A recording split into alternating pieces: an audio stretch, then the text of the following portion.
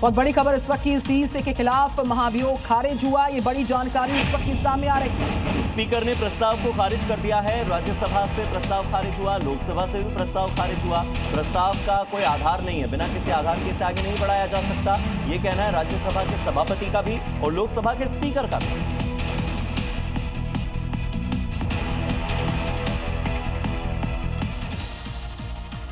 Air India के CEO के इस्तीफे की खबर है। सीईओ कैंपबेल ने इस्तीफा दे दिया है। सितंबर 2027 तक का उनका पूरा कार्यकाल। अहमदाबाद क्रैश की रिपोर्ट में के बाद जब वो अपना पद छोड़ देंगे, एयर इंडिया के सीईओ के इस्तीफे की खबर आ रही है। सीईओ कैंपबेल ने इस्तीफा दिया है।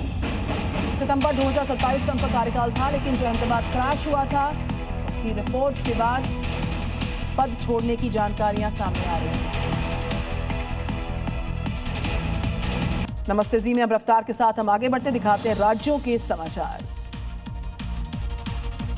मध्य प्रदेश के उज्जैन में ढाबा रोड पर 4 मंजिला मकान अचानक से भरभरा कर गिर गया। सड़क चौड़ीकरण के लिए की गई गहरी खुदाई और नाले के काम की वजह से मकान की नींव कमजोर हो गई थी। राहत की बात यह रही कि मकान पहले से खाली था, जिससे कि कोई जनहानि नहीं हुई।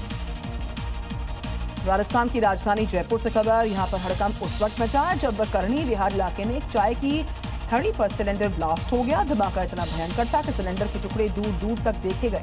राहत की बात यह रही कि घटना में कोई हताहत नहीं हुआ। उत्तर प्रदेश के बुलंदशहर में प्रशासन ने अतिक्रमण के खिलाफ बड़ी कार्रवाई की और खुर्जा इलाके में अवैध रूप से बनाई जा रही 11 कॉलोनियों को बुलडोजर की मदद से ध्वस्त कर दिया। बता दें कि करीब 117 बीघा जमीन पर अवैध प्लॉटिंग की जा रही थी। राजस्थान के सलम्बूर जिले की खबर। 2 गांव में 5 दिन में 5 बच्चों की रहस्यमयी बीमारी से मौत का मामला तूल पकड़ रहा है। अचानक से बच्चों की यहां पर जो मौत हो रही है उसमें बच्चों को बुखार की शिकायत होती है, ऐंठन होती है, उल्टियां होती हैं, उसके बाद बच्चे दम तोड़ते हैं। सूचना के बाद स्वास्थ्य महकमा हरकत में आ गया। सर्वे कर ब्लड सैंपल्स जुटाए जा रहे बच्चों के। राजस्थान के भरतपुर में एक युवक स्कूल के पास से शराब के ठेके को हटाने की मांग को लेकर पानी की टंकी पर चढ़ गया, जिसे 5 घंटों की कड़ी मशक्कत और समझाइश के बाद नीचे उतारा गया। एसडीएम ने युवक को दोबारा सर्वे करवाने का आश्वासन दिया। अमेरिका में पनामा सिटी में एक धमाका हुआ है।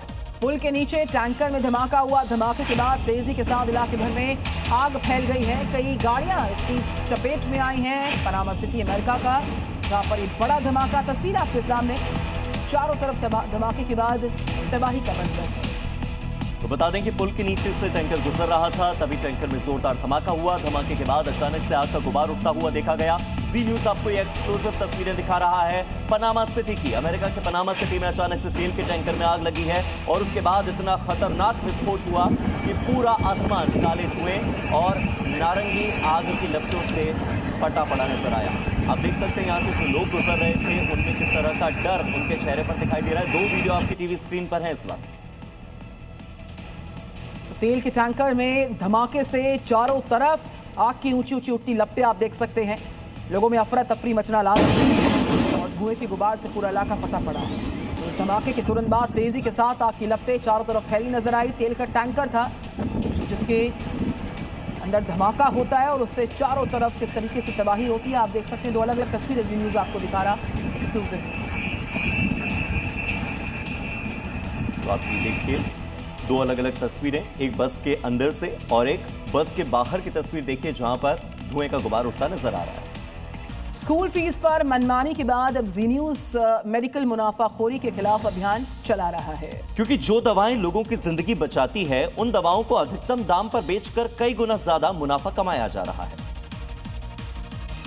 जबकि वही दवा मरीजों को कम दाम में मिल सकती है। लेकिन होलसेल और रिटेल के बीच दवाओं के दाम में इतना डिफरेंस है कि आम ग्राहक तो इसका अंदाजा तक नहीं लगा सकता, क्योंकि दवा के पैकेट पर मैक्सिमम रिटेल प्राइस लिखा होता है, लेकिन आम और कॉमन दवाओं पर ट्रेड मार्जिन पर कोई कैप नहीं है। इसीलिए दवा कंपनियां एमआरपी मनमाने तरीके से तय करती हैं और मुनाफाखोर मरीजों से दवाओं का मैक्सिमम प्राइस वसूलते हैं। जी न्यूज ने मरीजों से इसी वसूली के खिलाफ मुहिम छेड़ी है, जिससे आप भी जुड़ सकते हैं। दवा कंपनी की एमआरपी वाली लूट पर 9310497453 पर संदेश भेज सकते हैं और हमारे अभियान से जुड़ सकते हैं।